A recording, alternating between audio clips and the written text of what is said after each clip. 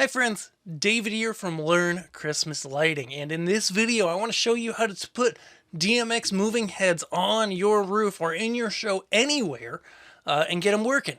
So this will obviously feature the Dominar beam, which is a light that we bring in here at Learn Christmas Lighting. It is the best beam light in Christmas lighting. 300 watt LED, stays nice and cool, no lamp changes, no bad ballast, moves fast, all that good stuff. It's a great light and you can check it out. Here we'll have our video about the Dominar beam right here. Okay, now, so I had a Dominar beam out for some demos, and I just brought it back, so I'm going to go put it back on my roof. That's really kind of the first step. And I want to walk you through, to start off the video, the things you got to look for just with hooking it up to your controller to DMX, getting your lights up, stuff like that. So let's hop over there and set that up on our roof. Hi friends, David here from Learn Christmas Lighting, and today I've got a Dominar beam that I'm putting back on my roof. Had it down for some demos and stuff, and want to put it back up on the roof today and just walk you guys through that process. I've gotten a lot of questions about people asking, okay, how do you get it on your roof, etc. I walked through some of this in our Dominar resources that are for buyers. Anybody can access the page, and you can see those over on the site. We'll link to them below as well. Shows you how I like to grip them and stuff to get them up on the ladder. But I wanted to walk through, even in those videos, I go into detail about connecting to controllers. And that's probably the biggest question that I have. So what I use a Falcon. I've got a Culp right here, though, just to show you guys. On the Culps, it's going to vary. These are actually off right now. But they're either going to have, some of them, you can turn the RJ45 ports for the receiver boards into DMX. Of course, you're losing a receiver board port then, which I don't love. DMX chains between lights. It just goes in and out of each light with DMX cable, real simple. The Culps, a lot of them have these little pins that stick up that you can solder to in order to do DMX lights. But what I like to do is I like the way that the Falcons do them. Granted, I like both controllers. They're both great. But the Falcons have the easier DMX ports because I've got an old couple-year-old F48 here. But what the Falcons do that's different is they give you an RJ45 DMX port. Now, the cool thing about this is it's literally just an RJ45 port, just like all the other ones.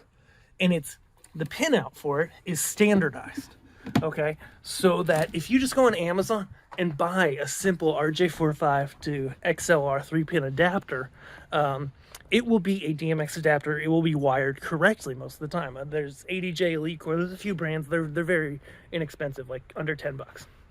Okay, you typically get a set of 2. And if you buy those, then I just ran bulk Cat 5 up the house onto the roof. The great thing about DMX is, unlike Pixels, there really isn't like a harsh distance limitation. We can go like 1,800 feet or 18,000 feet or something. So anyways, you're good for most home Christmas light displays. So it just runs up to the roof here, and then I have it go into one of those black socket boxes, those just little waterproof boxes where it connects up, okay? I have my lights on what I call a roof hat. We'll put a picture here, which is just 2 pieces of 2x8 straddling the roof line, and then a piece of plywood across the top, and then we strap the light down with an endless strap onto that. Okay, so let's hop up there, stick a light up there, see what we got, and walk you through the rest of it then in Xlights.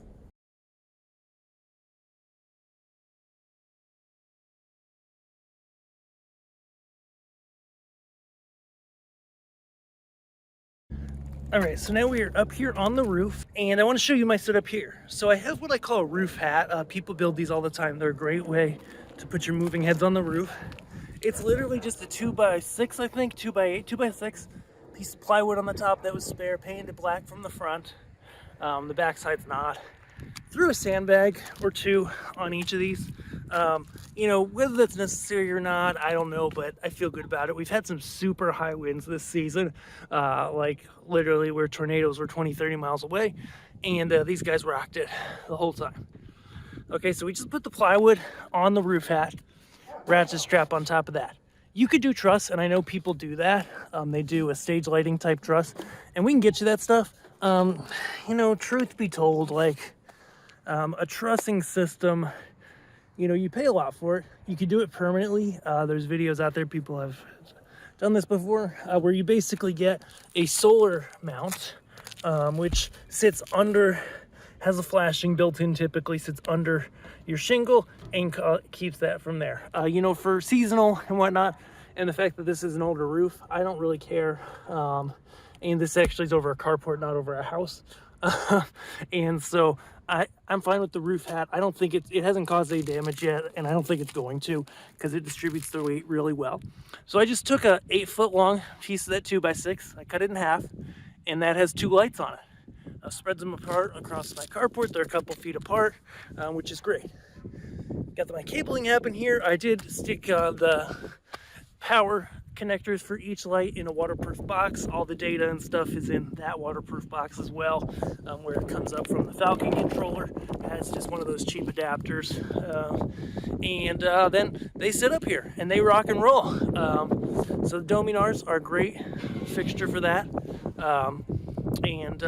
yeah, so they rat strap down. That's really it, and they've stayed in place really well this season, which has been awesome. So I'm gonna hook this guy back up, and then we'll talk a little bit more about sequencing and stuff. Couple last details as I get these tightened down. I brought it up to the roof with the tilt lock on, but I need to unlock it here at the top. I go over this in the Dominar intro videos as well. Just make sure that everything can move freely. Good to go. Close up all my boxes and I'll be there. But the tilt lock is key, because if you leave that on, the motor is going to fight the belt and just burn out the motor at the end of the day. The other thing to be concerned about as well is we need to hook up our adapters, hook our units together, and yeah, just make sure it's free to go. Make sure they're all pointed the same direction, they're nice and level, and then you're going to have a great show. Actually, 2 more quick things. One is you just want to make sure, if you do use ratchet straps like I did, just make sure that the light can move freely down here, that it's not rubbing up against the belt at all. And then when you do turn them on, DMX lights need a DMX address. So what that means is that's a number in the DMX universe that will set up in Xlights. It's 1 through 512, no universe, just the address.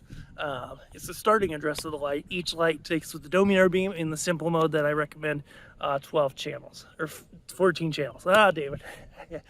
And so, 1, 15, 29 can be a great starting point for those numbers. You set those up in Xlights, it will show you them. You'll enter them in, make sure the mode is correct as well up on the light, or else they will not work correctly. That is one difference from Pixels that's important to know. But once you have those set up, you're good to go. Put the same ones in the same spot every year, or change the addresses. Both are easy to do, okay? And we go over this deeper in our Intro to Dominar videos that our Dominar info page has, that if you're looking to purchase the Dominar, you can totally check that out there. Okay, back to the show. Alright, so now I came down from the ladder quick, and the one thing you want to check, this is from the back of my house, is run a quick sequence just with some stuff going on. Now, this is good to check before you bring your moving head out here, but check which way it tilts, which way it pans, towards the cords or away, and then make sure you set them up accordingly. As they're moving, just watch them, make sure, none of them are hitting each other or anything like that, and then you should be good to go. Put that ladder away. Just like checking your sequences on your Pixels, it's going to work the same way. Just make sure everything's set up great. So now we're back, and I want to talk about the setup in Xlights, as well as in the controller, all that stuff. So with the visualizer and the way that works, it's really easy to assign these in Xlights. So I go to layout, I import a model, and I've got a custom model for the Dominar beam that I've already imported. Then I've got my Dominars there. And then I right click, bulk edit, controller name, choose my F48. And then I usually go to each one, and I set them to port 1, protocol DMX. I'm not sure if all of that's required, but then I just double check everything over here, visualize. Oops, I've got output to lights on, so we'll visualize here. Scroll all the way down, you'll see your serial ports. I'm using number 1 on my Falcon. I've got it configured as DMX with the jumpers on the Falcon as described in the manual. And then it shows, okay, my first one's channel 1, next one's 15, 29, 43. Those are the DMX addresses I was talking about. I enter those into the lights on the control panel, on the light themselves, and then I know I'm good to go. At that point, you're able to go ahead and go to your sequencer, start a new sequence. This is a sequence I open. And I've got my moving heads here at the top. Boom. And then there's a lot of different ways to drag, to control moving heads. But just as a basic test, I just went ahead and we're just going to drag in a DMX effect on each light. Okay, and we're going to run it. We'll turn on output to lights, and you should see your lights move. Okay, test this, indoors in wherever your workspace is before you go put it on the roof. Make sure you've got control. Okay, then after that, it's really as simple. It's like, okay, we've got our lights wired. We've got a regular power to them. We've got them plugged into our pixel controller. We've got them in our layout in Xlights. The next thing to do, there's a couple things. One is make sure they tilt the proper way in Xlights, okay? Now, here with the Dominar Beam, one other thing that we have, it's kind of a little secret on our Dominar Beam info page, is we have a 3D visualizer file you can use. I'm not hooked up to it right now, but it's as simple as setting up your controller to just pointing it to the 3D visualizer, or creating a new controller, pointing that to the visualizer, and then it will react in 3D, which is kind of cool. And what it does that Xlights 3D doesn't do is it shows colors and gobos and things like that from the color wheel. And so that is included with the Dominar Beam. Anybody can use that file. And so you bring in the DMX effect. That's what I like to do first. And, turn on the dimmer. Make sure the strobe is open for the Dominar Beam. That's at 0%. And for the Dominar, we find they look best, the beams look the best with the focus at full. And then I set up a little value curve and effect on pan and tilt. Okay, once you've done this, you've just got some basic movement on the lights. Let them run, go check them, make sure they're doing exactly what you think. And then you're ready to sequence. Now, moving head sequencing, there's been a lot of other videos that people have done about these in the past, but I want to go over the basics here.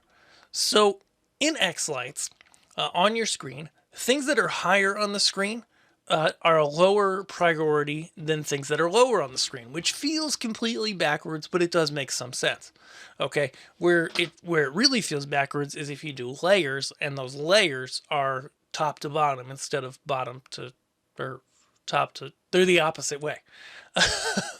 Where the highest layer physically is the highest priority. But anyways, so what I like to do is put my main models at the top, use DMX effects on those. I like to use the DMX effect in my sequences for things that stay on the whole time or most of the time. So focus at full, things like movement, a lot of times I do with the moving head effect. If I have a gobo or a color in for the whole song all the time, then I put that there. This is a little test sequence, so I have a bunch of DMX effects.